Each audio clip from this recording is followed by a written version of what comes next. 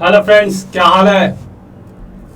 आइए आज इंटरप्रेनरशिप में चैप्टर नंबर 3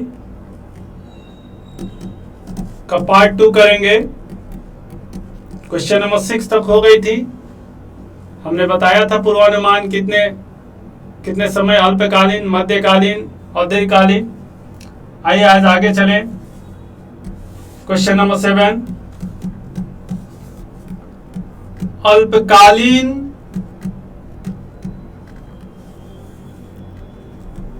पूर्वानुमान। अल्पकालीन पूर्वानुमान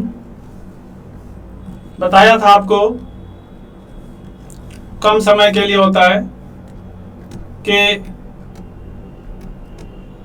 उद्देश्य का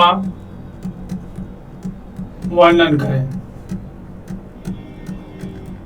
मतलब कि जो पूर्वानुमान करते हैं मांग की, वो अल्पकालीन मांग की पूर्वानुमान करनी क्यों आवश्यक है, क्या उद्देश्य है उसका, क्यों करते हैं। तो आइए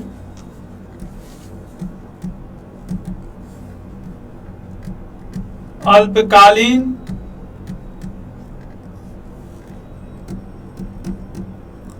पूर्वानुमान के उद्देश्य निम्नलिखित हैं। देखिए, अल्पकालीन उद्देश्य मतलब हम क्यों करते हैं अल्पकालीन पूर्वानुमान। तो हमारा उद्देश्य क्या है अल्पकालीन पूर्वानुमान करने का। सबसे पहले तो कि हम उत्पादन का प्रबंध करने के लिए कि कितना उत्पादन करना है,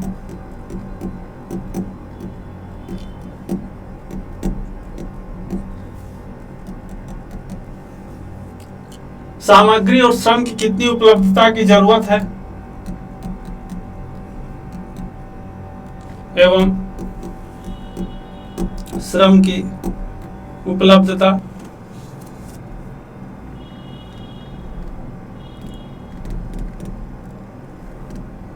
कितनी चाहिए,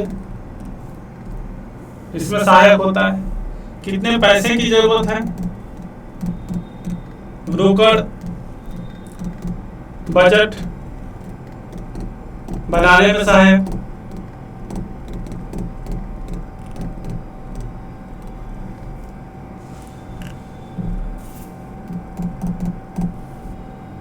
मांग का पूर्वानुमान अगर आप पता करेंगे तो बिक्री के लक्ष्य बनाने में सहायता मिलेगी।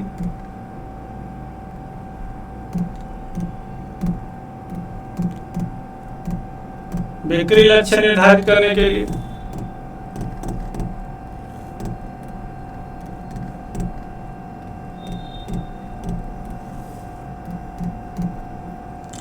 और लागत कम करना,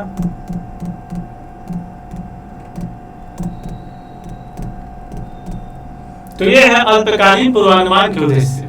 उत्पादन का प्रबंध करना, सामग्री एवं श्रम की उपलब्धता, रोकड़ बजट बनाने में सहायक, बिक्री लक्ष्य निर्धारित करना और लागत कम करना। तो इन चीजों के लिए हम लोग अल्पकालीन पूर्वानुमान तैयार करते हैं। आप कह सकते हैं कि अल्पकालीन पूर्वानुमान के निम्नलिखित उद्देश्य है। अब आइए दीर्घकालीन के लिए हमने बात किया था। लिखेंगे क्वेश्चन नंबर 8।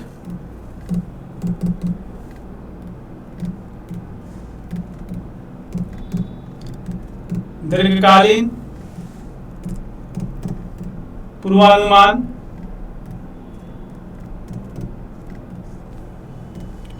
के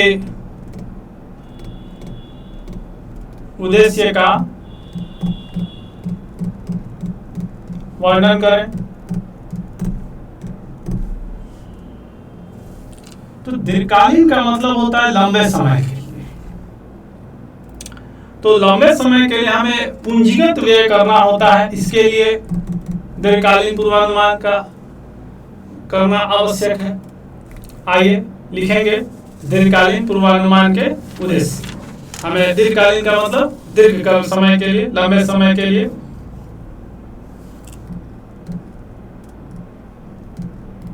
दीर्घकालीन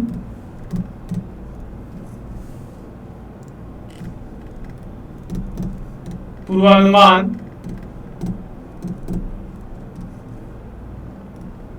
के उद्देश्य निम्नलिखित है। पहला, पूंजीगत व्ययों का नियोजन। नियोजन का मतलब होता है प्लानिंग, कि हमें कितना पूंजीगत व्यय करना है।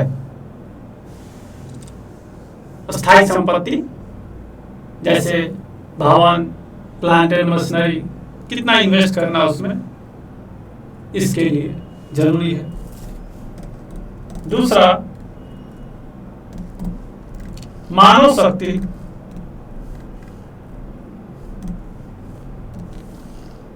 का नियोजन।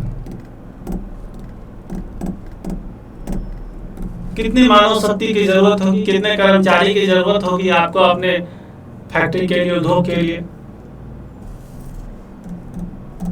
तीसरा, दीर्घकालीन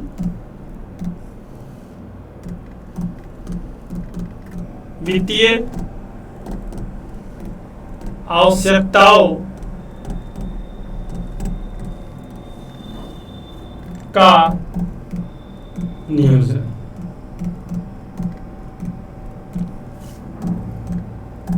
दीर्घकालीन वित्तीय की कितनी आवश्यकताएं हैं, वो आवश्यकताएं को हम पूरा कैसे करें, बैंक से लोन लें, कितना अपना कैपिटल लगाए, और कोई नई फैक्ट्री खोलनी है, कोई नया यूनिट लगाना है, का नियोजन। ब्रांच खोलना है, उसकी प्लानिंग करने में मिलती है। ये था दीर्घकालीन पूर्वानुमान के उद्देश्य। ठीक है, चलिए, पूर्वानुमान के बारे में हमने पिछले क्लास बताया था। मांग की पूर्वानुमान करना, कितनी मांग होनी चाहिए आपकी बाजार में। अब आइए एक अच्छी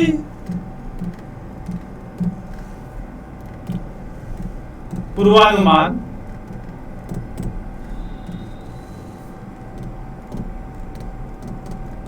पद्धति की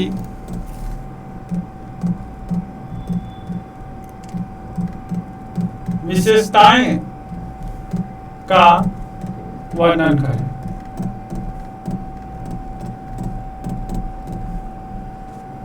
अच्छी पूर्वानुमान की क्या विशेषता है, लिखेंगे। बहुत इंपॉर्टेंट क्वेश्चन है ये। अच्छी पूर्वानुमान पद्धति की विशेषताएं का वर्णन करें। एक अच्छी पूर्वानुमान पद्धति की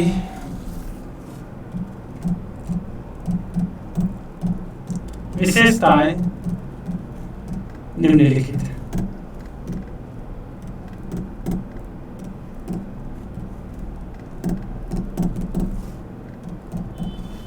पहला, वो कम खर्चीली होनी चाहिए। ऐसा ना हो कि मांग का पूर्वानुमान करने में इतना ज्यादा खर्च हो जाए कि कंपनी के लिए वो अत्यधिक भार हो जाए। तो मित्य व्यय कम खर्ची। मित्य व्यय का क्या मतलब, कम खर्चीली होनी चाहिए। समय पे पूरा ध्यान देना चाहिए।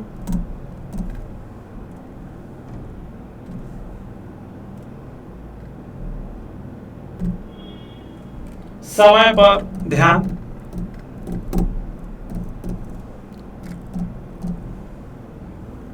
लचीलापन होना चाहिए। देखिए सर, लचीलापन का क्या मतलब होता है? लचीलापन का मतलब ये होता है कि परिस्थितियों के अनुसार हम उसमें परिवर्तन कर सके। उसी को क्या बोलते हैं? लचीलापन, फ्लेक्सिबिलिटी। शुद्धता और स्पष्टता होनी चाहिए।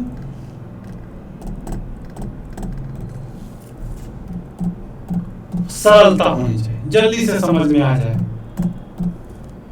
तो यह एक अच्छी पूर्वानुमान पद्धति की विशेषताएं। मितव्यय, समय पर ध्यान, लचीलापन, शुद्धता और स्पष्टता और सरलता, ये एक अच्छी पूर्वानुमान पद्धति की विशेषता है। ठीक है, आइए आगे चले। क्वेश्चन नंबर 9 क्लियर है? अच्छी पूर्वानुमान पद्धति की विशेषताएं। आइए क्वेश्चन नंबर 10 पे चले।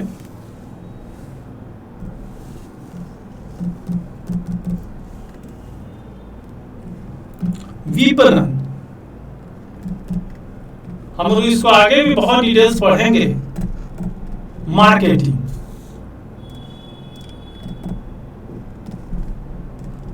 से आप क्या समझते हैं? मार्केटिंग से आप क्या समझते हैं?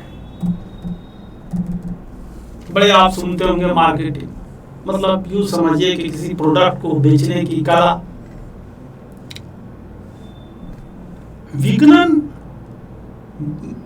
विपणन मतलब कि हम अपने प्रोडक्ट के ज्यादा से ज्यादा संख्या में कैसे बेच लें।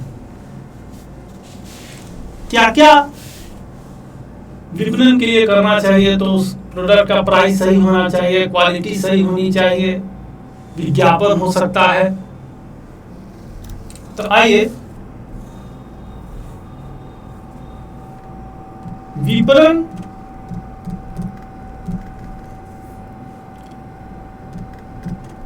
विक्रय से बहुत पूर्व प्रारंभ हो जाता है।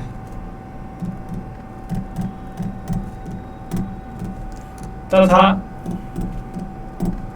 विक्रय होने के बाद भी चलता रहता है। देखिए, विपणन का मतलब सिर्फ विक्रय नहीं होता। विपणन का मतलब विक्रय के लिए आप जब से सोचना शुरू किया और विक्रय के बाद भी जो आप ग्राहक को संतुष्ट करने के लिए सेल आफ्टर सर्विस देते हैं, वो सब विपणन में आता है।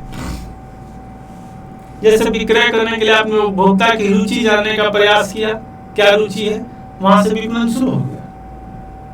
और उसके बाद बिक्री करने के बाद, जैसे मोबाइल में आपको जब आप खरीद लेते, तो उसके बाद भी उसमें सेल आफ्टर सर्विस जो मिलती है आपको,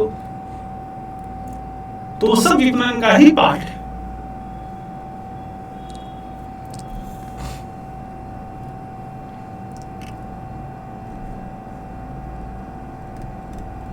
जैसे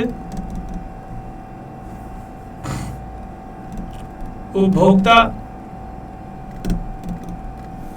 की रुचि का पता करना,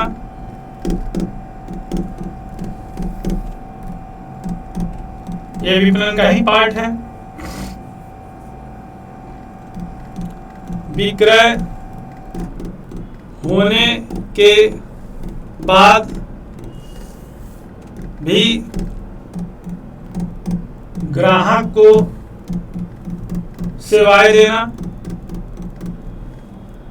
जिसको हम लोग क्या बोलते हैं, आफ्टर सेल्स सर्विसेज, ये सब विपणन का ही पार्ट है।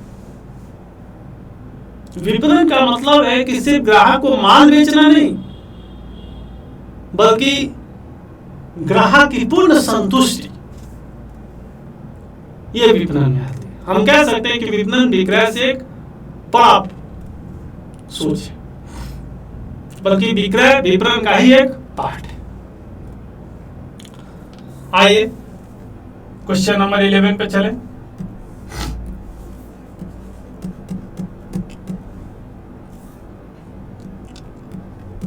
विपणन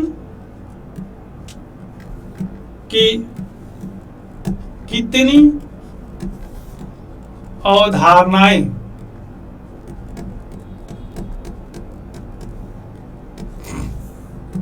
हैं। मतलब देखिए, विपणन की दो अवधारणाएं हैं। विपणन की दो अवधारणाएं हैं। एक तो आपका परंपरागत विचारधारा,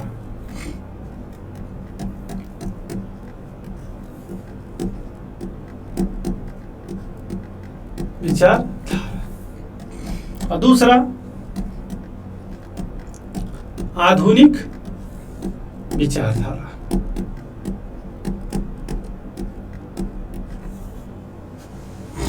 सर, यह परंपरागत विचारधारा क्या है? पुराना वाला संकुचित विचारधारा, और आधुनिक का मतलब नया वाला वैज्ञानिक विचारधारा। तो आइए हम लोग पहले परंपरागत विचारधारा के बारे में बात करें।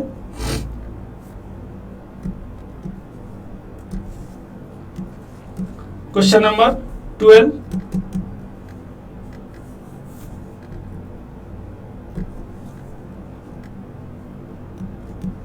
परंपरागत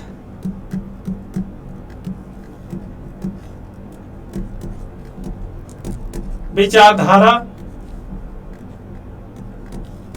से आप क्या समझते हैं? पुरानी विचारधारा, इसको संकुचित विचारधारा भी कहते हैं। इसमें बस था कि अपना माल बेच दिया जाए सस्ता करके। इस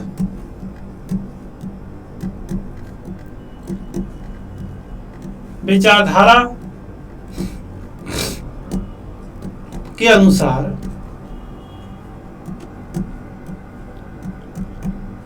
विपणन का मुख्य कार्य सस्ती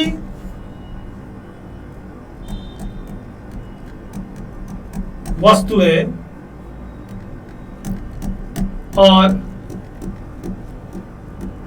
सेवाएं ग्राहकों को उपलब्ध करवाना है।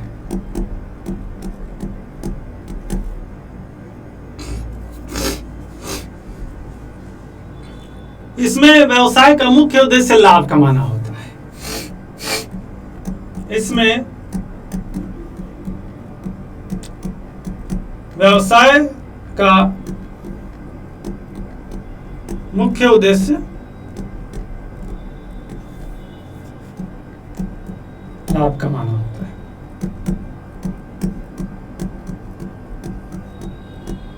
पुराना वाला विचारधारा है, आप यूं समझिए कि इसको संकुचित विचारधारा भी कहते हैं।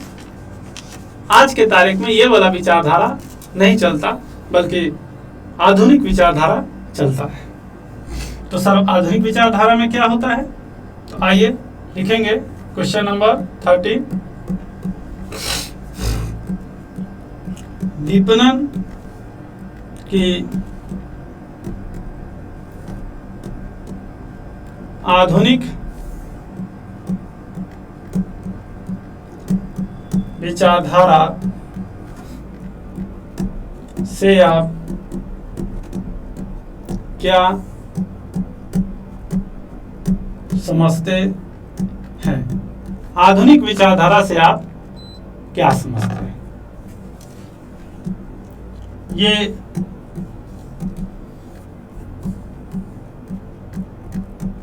विपणन की आधुनिक विचारधारा के अनुसार विपणन के सारे प्रयास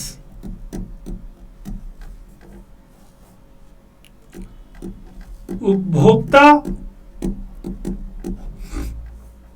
संतुष्टि और समाज कल्याण को ध्यान में रखकर किए जाते हैं। मतलब इसमें सिर्फ विक्रय करना नहीं बल्कि उपभोक्ता की संतुष्टि, कैसे बेहतर से बेहतर संतुष्टि हो, इसका पूरा ख्याल रखा जाता है। उससे क्या होगा कि उपभोक्ता एक बार सेटिस्फाइड हो जाएगा तो कई ग्राहक को आपके पास भेजेगा, या अवधारणा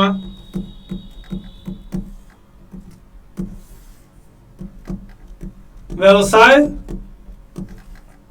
को दीर्घकाल तक लाभ कमाने में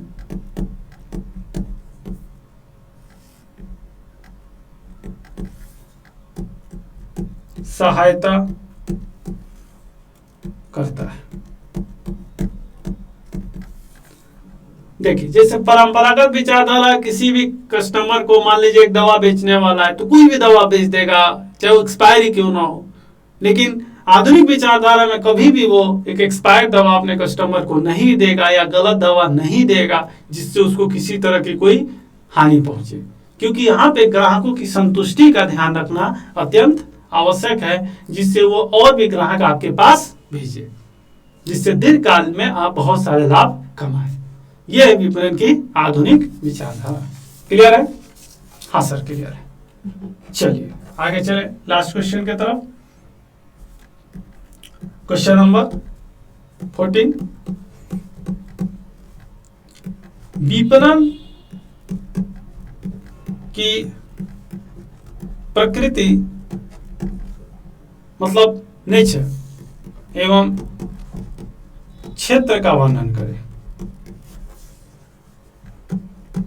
क्या क्या चीजें वो आती है किसमें? विपणन में।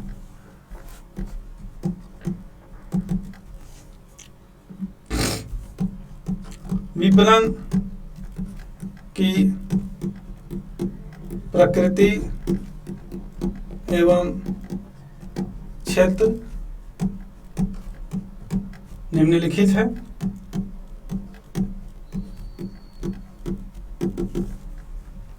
पहला,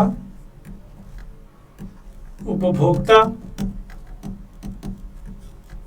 अनुसंधान, यानी उपभोक्ता को क्या चाहिए, किन चीजों में रुचि है, क्या जरूरत है, इसका पूरा रिसर्च करना।